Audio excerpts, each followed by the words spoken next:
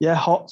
No, it's been good, to be fair. Obviously, good to get away as a team, and the training's been pretty tough. But obviously, getting in the best shape possible for what's going to be hopefully an exciting month, or hopefully longer.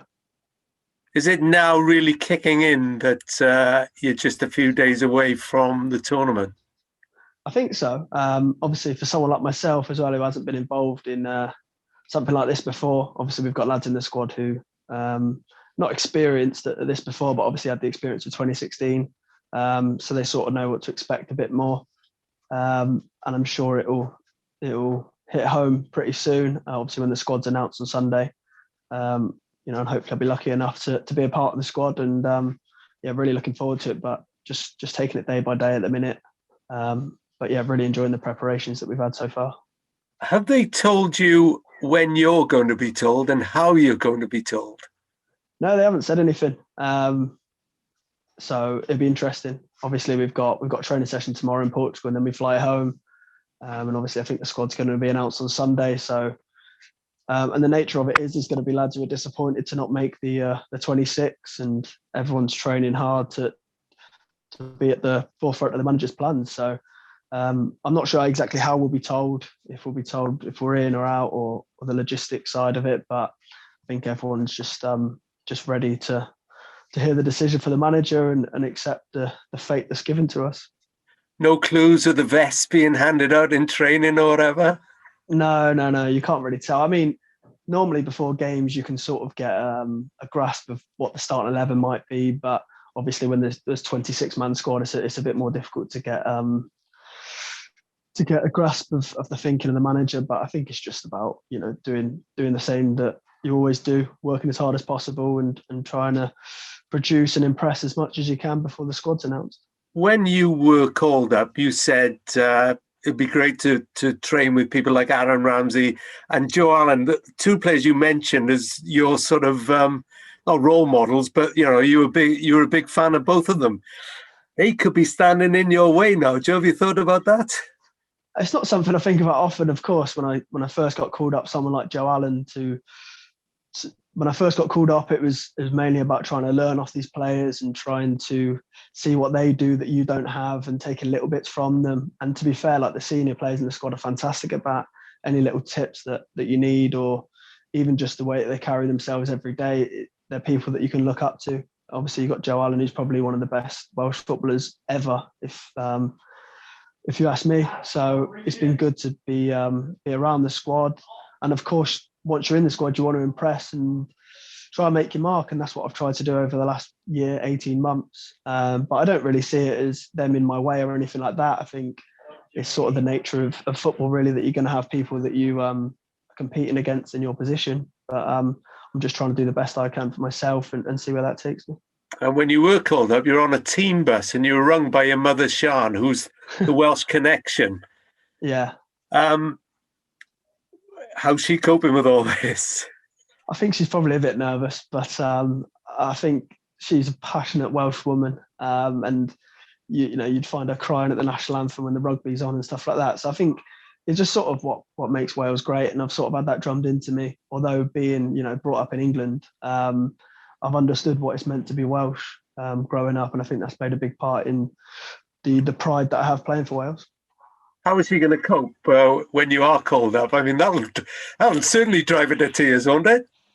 Well, hopefully, like I said, if I do get the opportunity, it will certainly be a proud day, not just for myself, but for the people that you share it with. And that's the beauty of football, that you don't just do it for yourself, you do it for the people around you who've supported you for so long. And my mother's probably, she's got to be top of the list for that. Well, I wish you and her the best. Thanks very much. Diolch, Rob. Sianed Dafydd? Hi, Joe. Sianed from Scoria. Are you okay? How you doing? Okay. Yeah, good. Just a couple from me. Just give us a general taste of what's this final week like ahead of the squad selection mentally for you as a player. It's the last audition, if you like, to make the squad. Is that on your mind a lot from day to day? I mean, I don't think it's been much different, to be honest. I mean, generally the levels of training are always really good, regardless of whether it's the week before the Euros or a friendly game in September. It's always pretty similar. And I think I've just tried to cope with it the way that I always do and taking things day by day. And I know that might sound a little bit boring, but I haven't put any more pressure on myself this week than I would have done, when I first got a call up or training at a club every day. So I think I'm just trying to be as normal as possible and try to approach things the same way I always do. And this is the first time you guys have met up since Rob Page was confirmed as the manager for the Euros. Has that changed anything? Has it changed Rob's approach with training at all? No, I don't think so. I mean, we've always seen him as the manager since he's been here, of course. Before he obviously had the help of the manager. But no, it's been really good. Everyone's obviously taken to him really well. I've known him for quite a while. He was my 21s manager, so I've always had a good relationship with him. But obviously he has, a great relationship with everyone, especially the senior players, who obviously help him a lot in running the team and looking after us younger ones. Although saying younger ones, I'm probably not that young in this team anymore, which is strange. But no, he's been fantastic, and everyone takes to him really well. Don't say that, because we're the same age and I still feel quite young. In terms of then, you've mentioned that crop of young players that you've got. You guys weren't part of 2016. How exciting is it? I know the squad hasn't been selected yet, but how exciting is this time that, it's so close and it's such a massive event and such a massive occasion? Yeah, I think you sort of underestimate how big it is. Obviously, on the outside, 2016 was so big and the lads did so well. It was such a great achievement. It's been spoken about ever since. And I think there's naturally that feeling of, the fear of missing out really at the time when I never saw myself being involved in this campaign 4 years ago, because of course you don't. But I think for us young lads, it's about taking the lessons that they brought from 2016, but also trying to, put our own stamp on things and create our own legacy that people can talk about for the next 4 years and more, hopefully. And last one from me, where were you in 2016? I think I read today that David Brooks was in Magaluf during the last Euros. What were you doing? I might have been somewhere similar, to be fair. But no, it's interesting. Like, you always play like fantasy league and stuff for the Euros, and like my dad used to do like a predictor game where he used to, like, me and my mates used to predict the score from each game, and then obviously you'd have a winner at the end. But I'm not sure if I'll be able to take part this year. Might be cheating a little bit, but a bit of match fixing. But yeah, just obviously you grow up watching the Euros.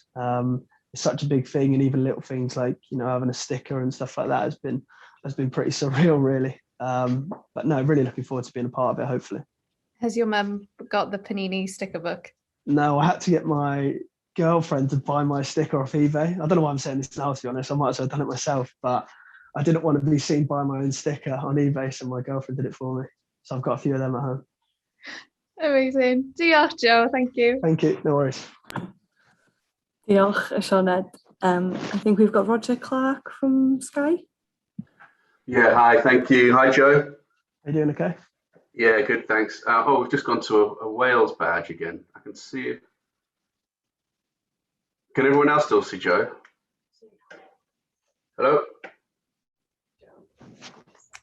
Yeah, I'm still here. But... there you go. Yeah, right. No, I couldn't see it for a second there. Yeah, just a couple from me. I mean, you talked before about how hard everyone's working and not thinking too much about that final selection, but I just want to get a sense of the mood. Did you get a sense that people are sort of playing for their places? They know that this squad is going to be whittled down, and maybe looking across at someone who might be in competition for the place?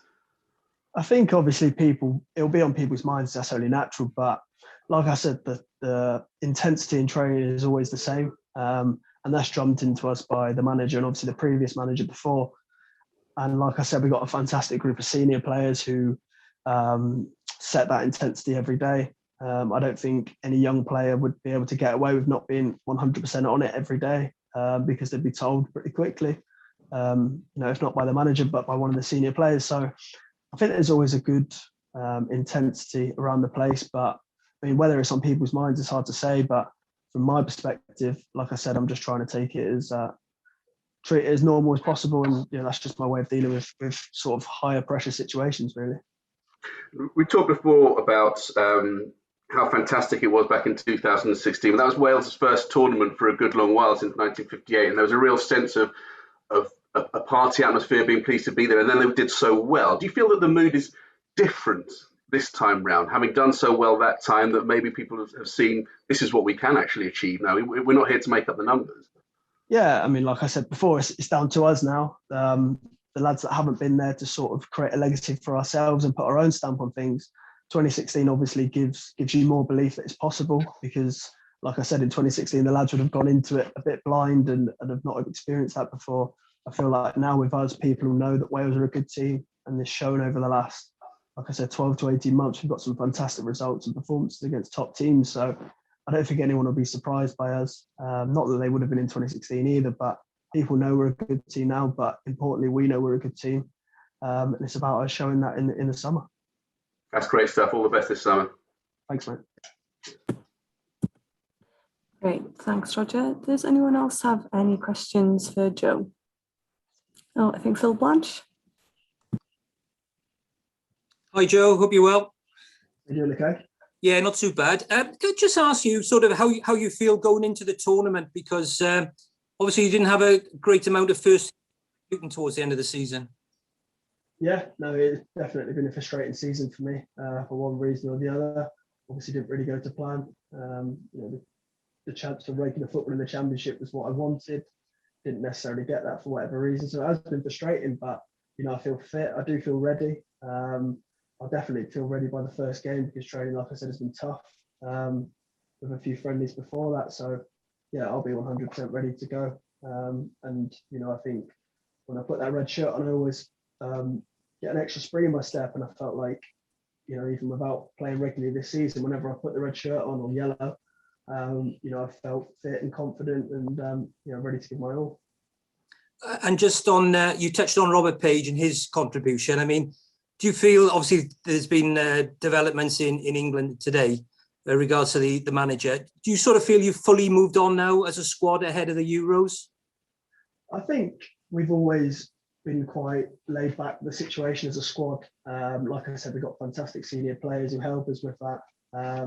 And they sort of do run the dressing room really well. So I don't think we've never really looked too deep into it. We've sort of, Page has been the manager and that's that. And if the situation changes, it changes, but we're focusing on what we can do and taking the message on board from Page, just like we did before with the manager. So it's not a case of moving on, it's just a case of just trying to keep it as similar as possible, which, to be fair to Page, we have the same messages we get from Page as we had from the gaffer before. So I think it's just that continuity that will benefit us going into the summer. Thanks, Joe. All the best. Thank you. Thanks, Phil. Phil Cadden. Hi, Joe. Hope you're well. And yourself, mate? Yeah, just wanted to follow on from what Phil asked about your club form. I think there's a stat that you've played more minutes for Wales than you have for club this season. Is that going to be something you're going to have to address regardless of whether you're in the squad on Sunday for next season?